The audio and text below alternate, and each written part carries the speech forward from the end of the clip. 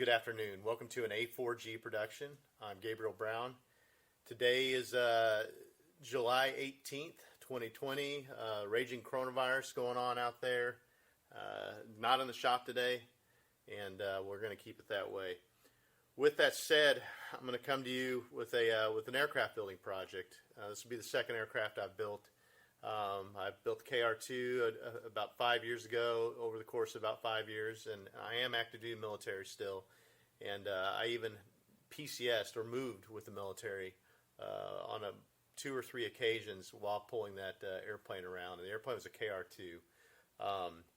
It was a nice early wood foam composite built aircraft, mostly built from scratch. I picked it up in what's called a boat stage with spars sticking out, and was able to finish and complete it and fly it.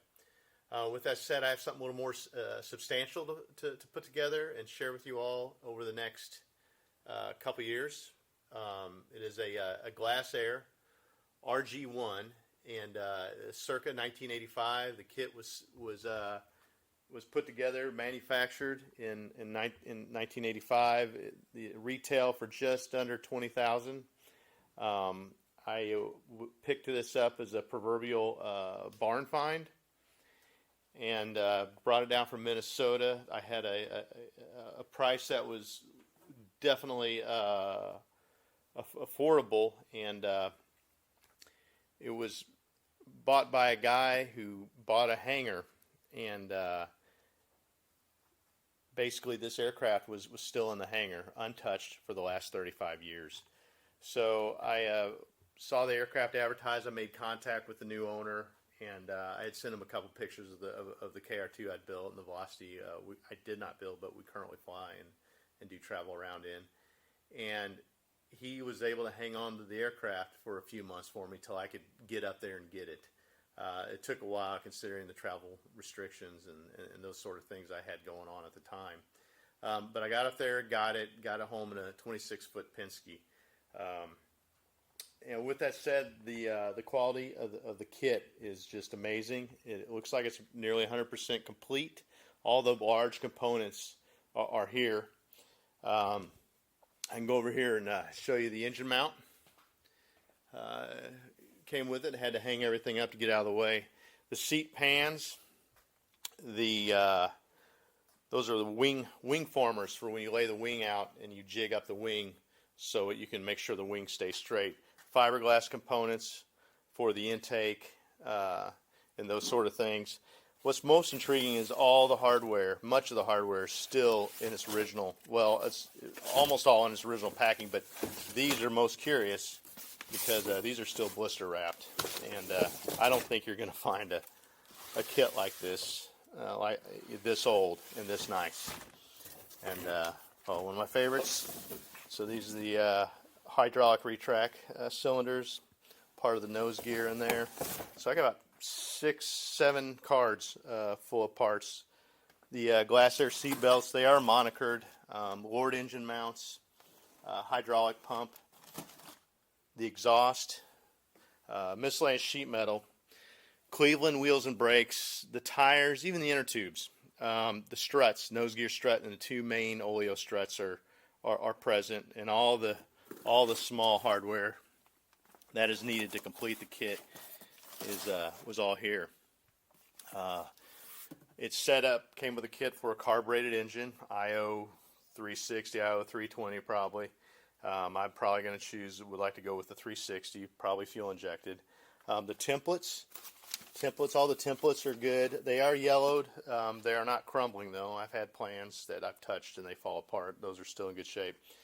The Venicell foam, the belly of the aircraft, and these are the top wing skins, the firewall metal, sheet metal, even the Fibrex fireproofing. The horizontal stabilizer was the only thing that was started, so we're well within the 51% requirement of an amateur-built aircraft in this stage right here. All the manuals, they're a little bit weathered, maybe a little mildew on them, but they're all complete and intact right down to the original inventory from the purchaser. Have the wing. The wings is up here. It's primarily being held up by the green straps up there, clamped into wooden blocks over hard points on the spar. The gray straps, if you're worried about the wing distorting over time, the wing straps I could slip a couple fingers in them. They're just backup safeties.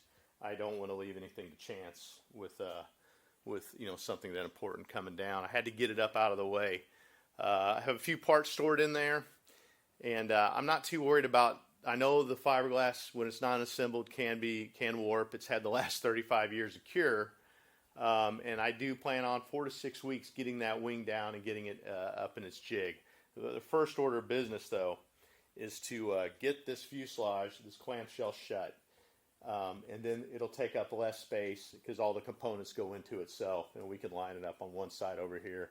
We'll move the car as required, but I still don't like stuff out in the weather, so I like to keep it in here. Florida weather can be brutal and hard on things, so I'll keep things covered up. But where we're at right now is we have a few different layups that we're going to do on the wing mount area, the tail mount, and we'll get this thing closed up and put up out of the way. And kind of want to go back to this book I showed you at first, the Glasair 1 RG. It was kitted in this particular one was in 1985. It's about 189 aircraft, two-seater, and obviously it's a good-looking, sporty-looking airplane. And currently, Glasair is still in business. They've gone to more of a high-wing, high-performance type configuration, and another company has bought out the Glasair 2s and the 3s series, and they still produce the kits. However, they're all carbon. The name of the company eludes me at this point. If you didn't notice, too, when I first turned on the camera, I do have an old Glasair 235 Hulk up here. I have all the fiberglass for it hanging up in different spaces. I do have the Glasair 1 RG cowl laying on top. It's just a place to get it up out of the way. The Glasair's acrylic windscreens are all here in great shape. Still safety have the safety plastic on it to prevent chafing. But going back to the Glasair 235, it's all fiberglass. When I bought the kit, obviously unassembled, none of the hardware was there. And so a lot of the landing gear I've refabricated, I've tigged up, I've done the over centers and a lot of landing gear work. And I will finish that. Sometimes it takes me a while. I don't like to leave things undone.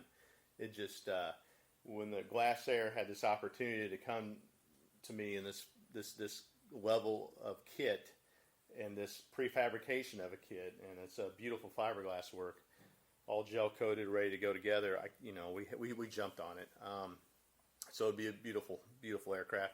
With that said, I need to make sure I mention my family. My wife Gloria, we've been married for about 23 years, and she puts up with the passion and even the insanity of these type of activities. And my son Gleason is currently deployed with the Air Force, and then my wonderful daughter Gabricia. So all support me in these endeavors. I want to bring this building opportunity and this part of my life to you. I will share other adventures with you within the Velocity and doing cross-country travel with the family, as well as the KR2 that are stored up in a hangar in Milton, Florida.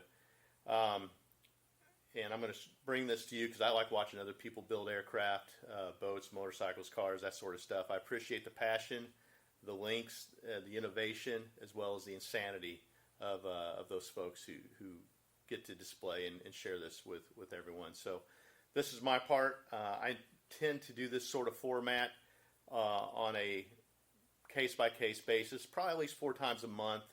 Probably not every day, but I think at least if I get once a week done, get a good building iteration and bring you what I've completed and talk a little bit about it. So I'll probably talk about what I've done and what the next building stage will be. So first order of business will be the first layups. There'll be multiple layers within these hard points, and we'll get it closed up.